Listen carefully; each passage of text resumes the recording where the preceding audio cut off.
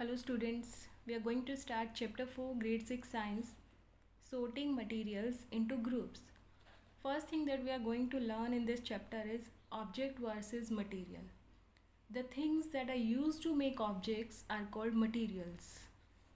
For example, glass, plastic, metal, wood, these are materials.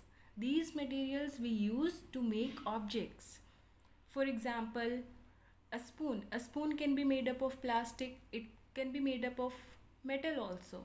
So, metal and wood that are used to make the spoon, metal and wood are called materials, and that spoon is an object.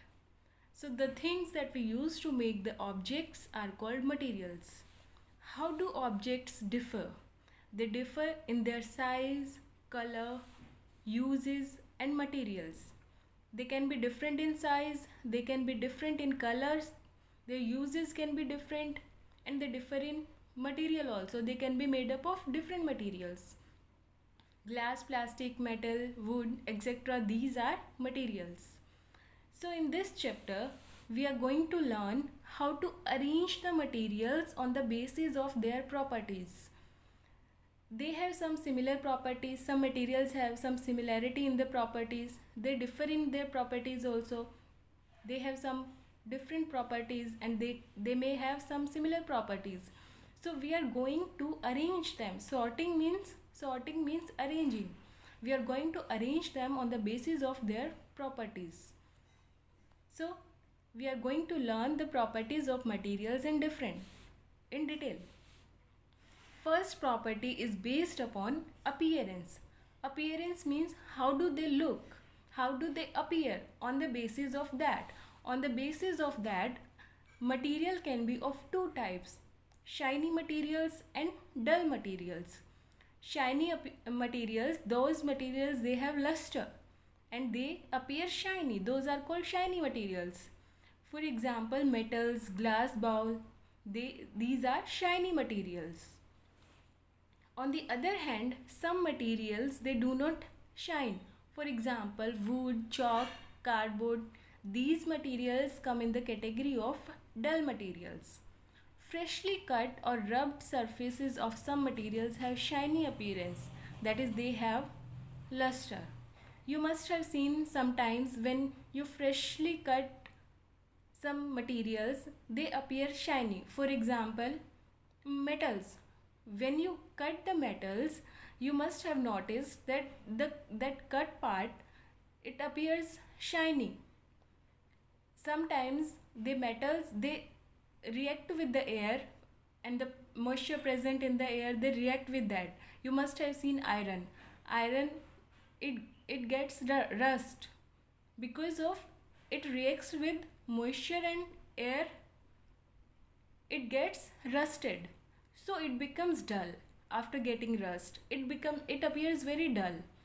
But when you cut it, then that part appears shiny. So metals they are shiny, but they becomes dull because of the reaction.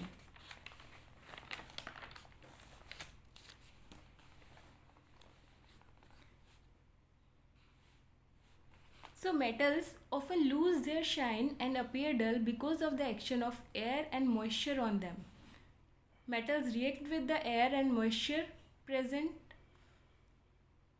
and they lose their shiny and appear dull. The second property is hardness.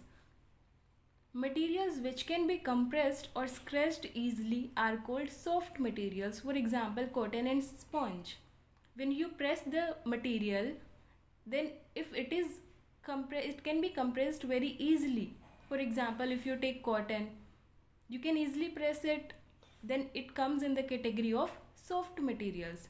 So these are soft materials. On the other hand, other materials which are difficult to compress are called hard materials. For example, iron. Metals, all the metals they come in the category of hard materials because you cannot easily press them. It is very difficult to press them, so they come in the category of hard materials. So on the basis of hardness, material can be of two types: hard and soft. Now third one is soluble and insoluble. Here we are going to learn soluble and insoluble in water. Soluble means something that mix in the water. For example, sugar, salt. If you dissolve sugar and salt in the water, it gets dissolved very easily. It completely dissolves in the water. It completely gets mixed in the water. So sugar and salt, these are soluble in water. On the other hand, insoluble materials are those they do not mix in water. For example, chalk, sawdust and sand. If you try to mix sand in water, what will happen? It will not dissolve in the water. It will settle down at the bottom. When you will mix water and sand, you will see that sand settle down at the bottom. It doesn't get dissolved in the water. So we can say it is insoluble in water. Here soluble and insolubility we are checking in water.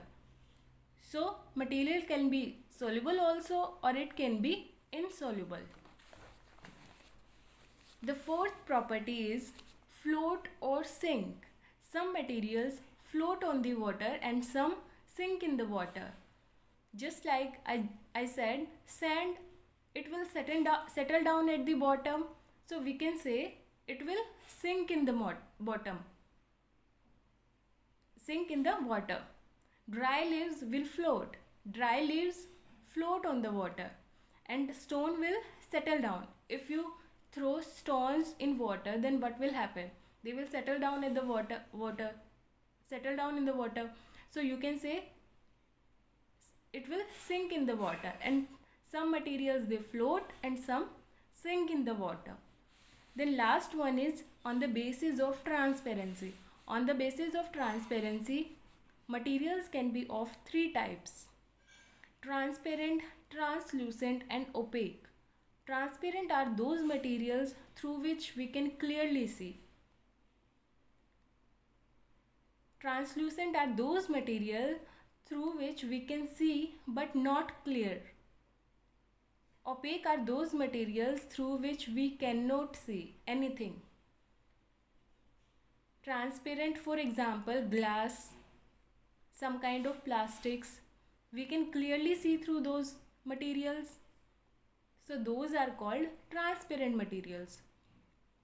Translucent, what is the example of translucent? For example, oily paper or butter paper or tracing paper. These are translucent objects. If you try to see through them, you can see but blurred. It will not be clear. So these are translucent objects.